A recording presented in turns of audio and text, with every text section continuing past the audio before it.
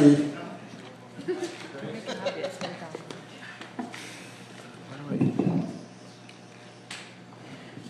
The fuck, these are the smallest deers I've ever seen. What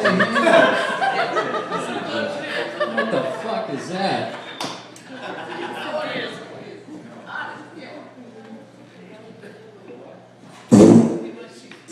Look like that dude on X-Men. Fuck, I wish I had an arm. Oh, I'm sorry. Yeah, sure. Tyler, party of three. Tyler, party of three. Try. All right. So what do you think's happening right about now at the Sheen household? I'm not talking about Charlie's house. I'm talking about Martin's house. You think like he's sitting around and Emilio comes running in. Hey, Dad! Did you see what Charlie did now? Did you hear what he said?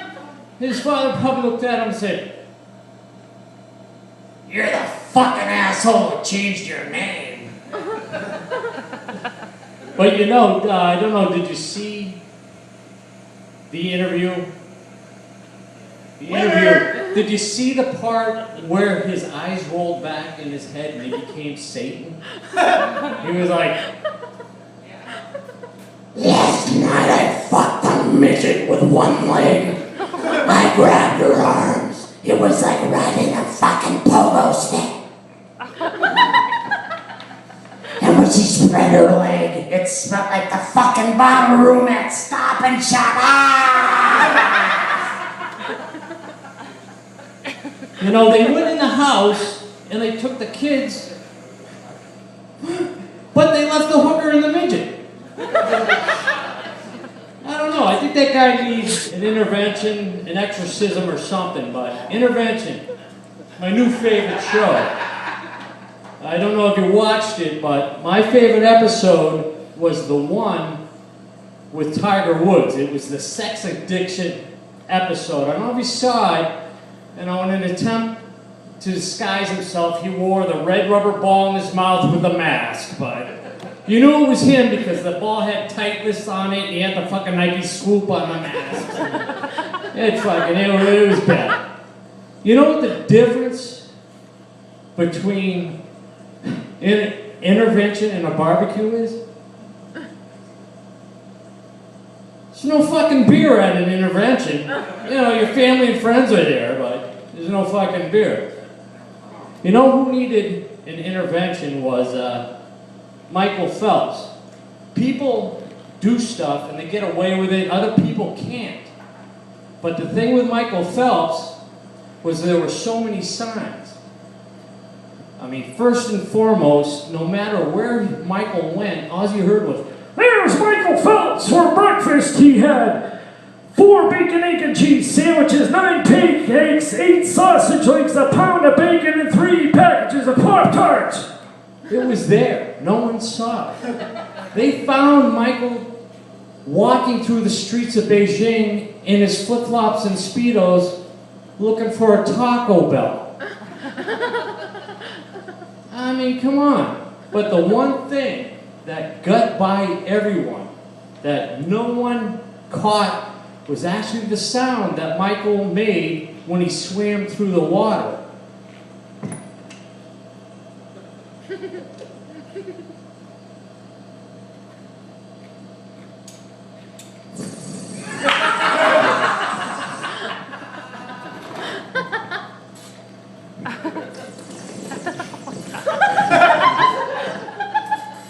They were all there, all the signs. They were there. Recently, I had knee surgery. I went to meet with a surgeon like 2 days before my surgery. So I'm in there and he's telling me what's going to happen during the surgery. And he tells me, he asks, "Do you want to be awake during the surgery and watch it, or do you want to be knocked out?" I said, "I want to be knocked out." Then he says the most bizarre thing to me. He goes, "I'm going to use the same stuff that Michael Jackson used." And I looked at him and said, "You know Michael's fucking dead, right?" And he laughed, but I found it bizarre that he would, he thought that was funny. So a couple days go by, I'm at the surgical center, I go in, I check in, they say the nurse will be out in a couple minutes, have a seat. So I go down, I sit down, I grab a magazine, and what's on the cover of the magazine? Fucking Michael Jackson. I'm thinking, this is fucking, just fucked with my head. So I start reading the magazine, and I'm reading the article, and I know most of you know that Michael actually bought all the parts of the Elephant Man. Well, come to find out that he used the Elephant Man's foreskin for a fucking sleeping bag.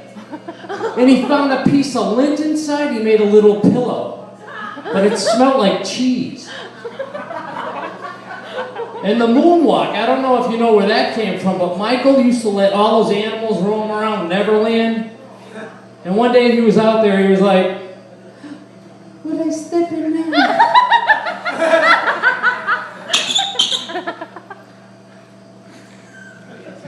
But I'll tell you, and now I keep reading the magazine. I love those magazines that have little quips about different people. I'm reading, there's a thing in there about Hugh Hefner's getting married again.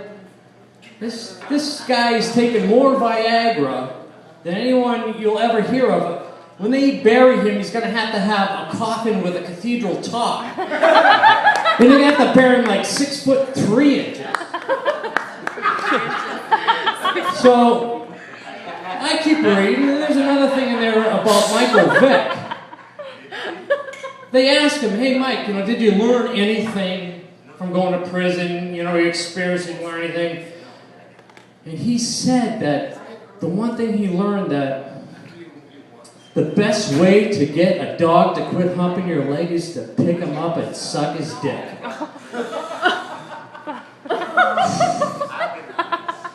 But Andre Agassi wrote a book. I don't know if you read it, but Andre talked about how he trained with Venus Williams. I don't know if you've seen her, but she's chiseled, man. She's freaking huge.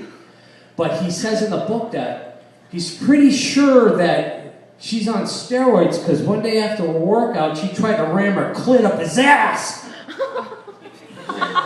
It went from to real fast.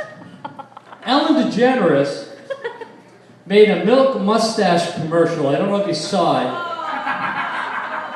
But it never made it to the magazine because through the editing phase, they looked at it real close and they actually saw that she had all clitty litter in her teeth and on her lip.